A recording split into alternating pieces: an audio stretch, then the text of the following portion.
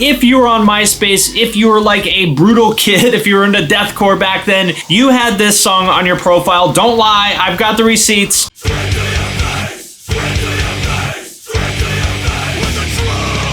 What's up, everybody? I'm Finn McKenty. This is the Punk Rock MBA, and welcome back to episode number 3 of my Bands That Should Have Been Bigger series. As you might guess from the title, this is where I talk about bands that I think should have been bigger. And for each one of them, I go through why I like them, why I think they should have been bigger, and why they weren't. Also, because you guys asked for it, I made a Spotify playlist with a couple of my favorite songs from each of these bands. So if you're interested, look for a link to that in the description. And with that out of the way, let's get into it.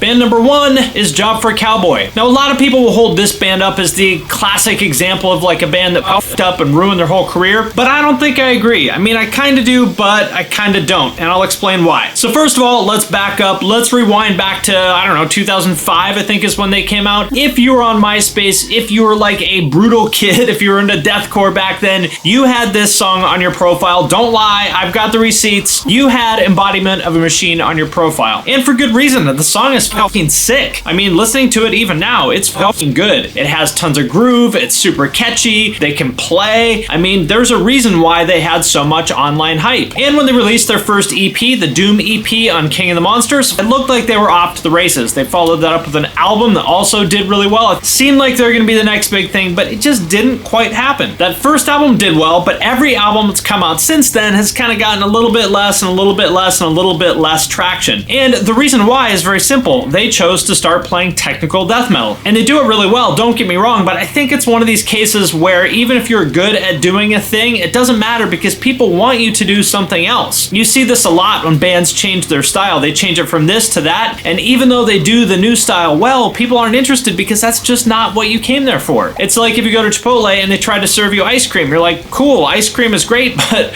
I came here for a burrito, not ice cream, so can I please have a burrito? That's kind of how I look at it with these bands that change their style.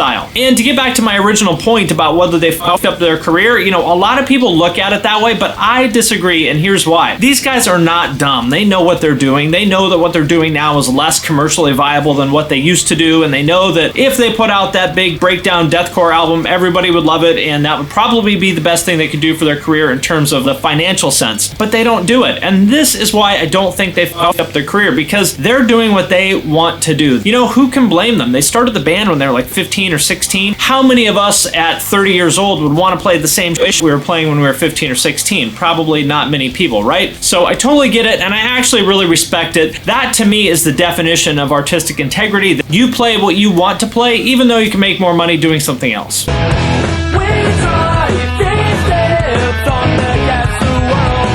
And band number 2 is Saves the Day. These guys are kind of in the same bucket as Motion City Soundtrack and Hit the Lights that I talked about in a couple of my other videos. Bands that were definitely successful, but in my opinion should be regarded as like god tier legends, and instead are just kind of like, oh yeah, those guys, I think I heard them once. And in a lot of ways, these guys were kind of laying the groundwork for like Citizen or Title Fight or The Story So Far, in that they were playing essentially like emo pop punk, but they were playing it to a hardcore audience. The album that really put them on the map came out in 1999. It's called Through Being Cool, and that album was like the hype album. If you were in the hardcore scene back then, that was like the hype album that all the cool kids were into. And I totally get why, because they're like cute, non-threatening boys playing extremely catchy, extremely well done pop punk in a scene where there really wasn't anything else like that. So it's kind of like your way of listening to pop punk without sacrificing your hardcore credibility. But anyway, like I said, this is the album that really put them on the map, and then they had 2 more albums that did really well. I remember like they toured with Green Day and Blink-182, I think in like 2003 or something like that. And don't get me wrong, they definitely did well. Like I said, they toured with huge bands like that. They were on a major label. They definitely did well, but I feel like they had the potential to be like a legendary band like Jimmy Eat World or something like that. They just kind of didn't really live up to that. I definitely think that Through Being Cool should be considered like one of the definitive pop punk albums of all time. No question about that. You guys tell me, I could be wrong, but I don't think anybody really listens to that album now. It doesn't seem to be on anybody's radar. So as far as What Happened, I actually think it's kind of the same thing as Job for a Cowboy. I know it sounds kind of weird to compare Saves the Day and Job for a Cowboy, but I think it's kind of the same thing, which is that Chris Conley, the singer of Saves the Day, who's also, I mean, it's his band, really. He writes all the songs, and I think he's the only original member. And he is an artist through and through. He's brilliant, incredibly talented guy, but I think he doesn't really give a shit about commercial success. I think he wants to write the music that he hears in his head, and he really doesn't give a fuck if anybody likes it or not. When you take that route, oftentimes that means you're going to be less commercially successful, but I don't give a fuck what anybody thinks. In my opinion, based purely on that one album, based purely on Through being cool, they have GOAT status in my book.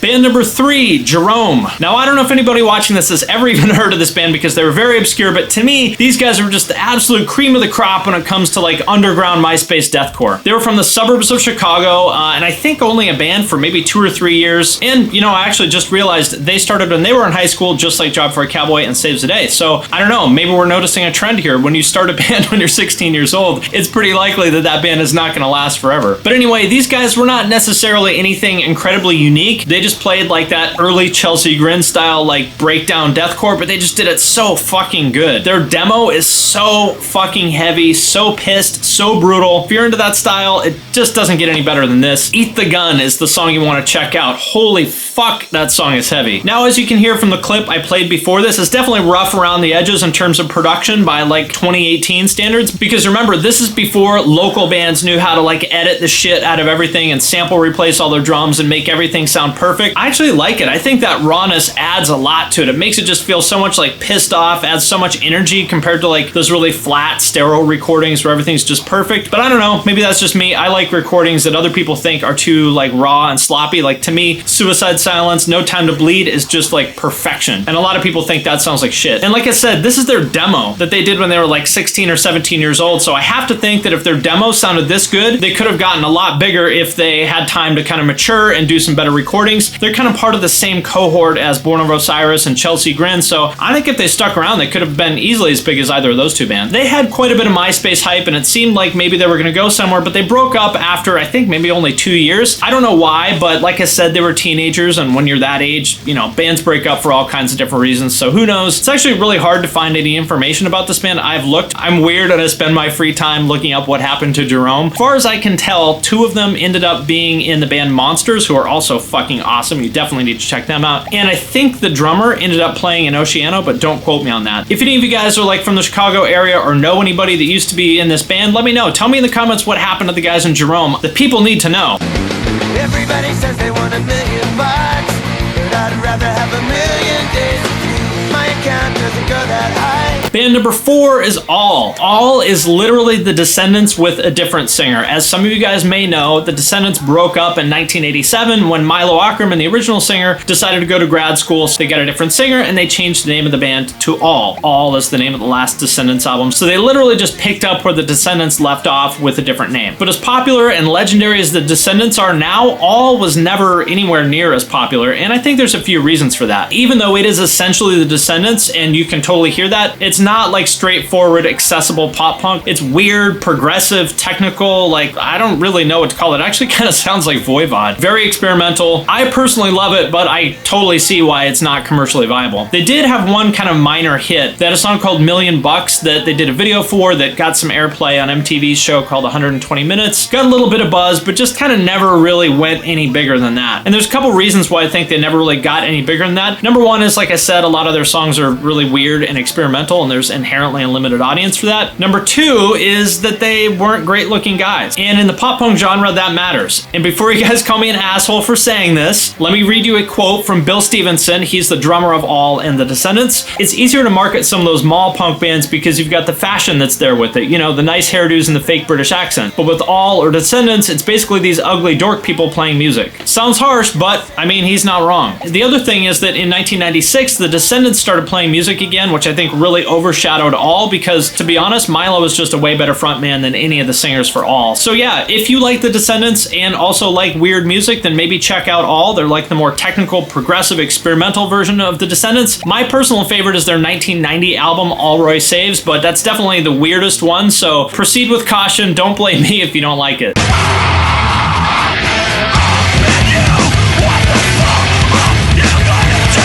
Band number 5 is Vision of Disorder, or as some people call them, VOD. These guys are a Long Island hardcore band. They started in the mid-90s, and I first remember that they started getting quite a bit of hype off their demo and their 7-inch that came out in, I think, 94, 95. Right away, as soon as that came out, they were hype. Think about like how Trapped Under Ice, Turnstile, Code Orange were just like overnight hype. That's how VOD was back in the 90s. They signed to Roadrunner and put out their first album in 96. That album just blew the fuck up. Now, a lot of people hated it because they were one of the first hardcore bands to include clean vocals, and it had a little bit of a nu metal vibe, but I personally loved it. It got a lot of hype, and again, they did a great job of capitalizing on it. They were like on the road all the time. I think I saw them 3 or 4 times in 1997, one of which was one of the best lineups I ever saw. It was Earth Crisis, Downset, VOD, and I think Madball. The point is, they worked their ass off. They were getting a ton of hype. They put out another album, which most people think is their best. It's called Imprint. That album was actually a little bit too like noisy and harsh for me. If you're into like Botch and Norma Jean, check that out. It's kind of the same thing, but even maybe a little bit heavier. And then the thing that I think sort of derailed VOD was in 2000 or 2001, they put out an album called From Bliss to Devastation, where they went like full-on hard rock that was more like Alice in Chains or Godsmack than hardcore. I personally love it for what it is. I mean, it's not hardcore, but I think it's very well done for what it is. But a lot of people hated it, and I think that kind of lost a lot of people. They had some issues with their label, and some of the members had some personal issues that I think caused problems, and they broke up like a year later. So now that I think about it, they're really only active on the national level for like 5 or 6 years. It's weird to me that they had so much hype back in the 90s and early 2000s, but you really never hear their name come up now as an influence. Like the kids who are into old hardcore and never talk about them. Maybe I'm just old and out of touch, but I don't know. I think that stuff still sounds pretty good, especially Imprint sounds very, very modern. If you're one of these people that's into like Vane and Sanction and all those kind of bands, definitely check out Imprint. I think you'd like it. All right, everybody, that does it for episode number 3 of Bands That Should Have Been Bigger. Let me know in the comments what bands you think I should talk about in the next one. I love doing these. I love geeking out about these old obscure bands that nobody cares about. Also, because you guys asked for it, I made a Spotify playlist with some of my favorite songs from all these bands. There's a link to that in the description. All right, everybody, I'm going to sign off for now, but as always, if you thought this was interesting or entertaining or informative, I would love it if you would subscribe. If you're already subscribed, or for some bizarre reason you do not want to subscribe, like the video, leave a comment, share it with a friend. Anything that you can do to help spread the word would be very much appreciated. And with that, I'm going to sign off for now, but I will see you next time.